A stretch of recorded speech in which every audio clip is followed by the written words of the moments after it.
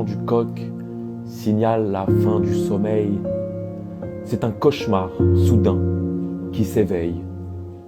Assis au bord du pieu, les pieds au chaud dans ses pantoufles, rien que de penser, le fige à bout de souffle.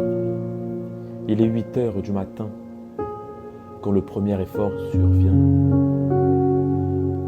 Nouveau jour pluvieux de janvier, une triste mine orchestrée par une ambiance glaciale, accompagnée des notes les moins joviales. À mi-chemin vers la cafetière, à peine émergé de cette nuit meurtrière, son esprit le tourmente. À tâtons vers la cuisinière, l'assoupissement lui tient tête.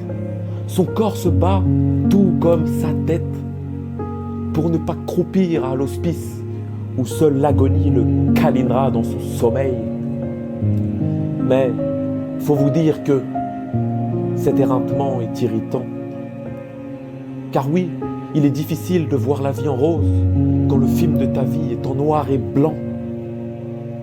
Difficile d'y voir clair dans ses yeux verts quand l'épilogue de ta vie est sans cesse noirci.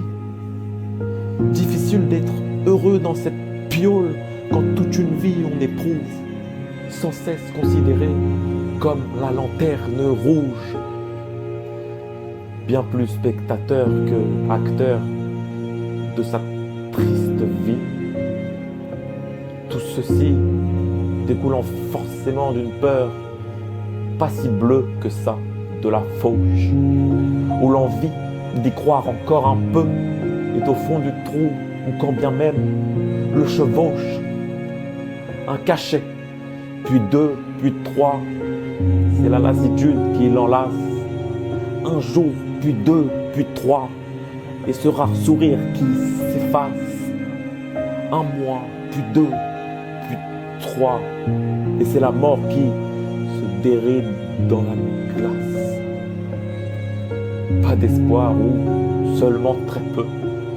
Cloué dans son fauteuil, le silence comme unique porte-parole, il pense à son deuil avec tout ce beau monde qui sera présent pour lui.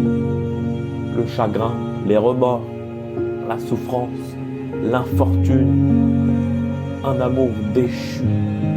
Ils seront là tous, souriant amèrement, dans un silence assourdissant.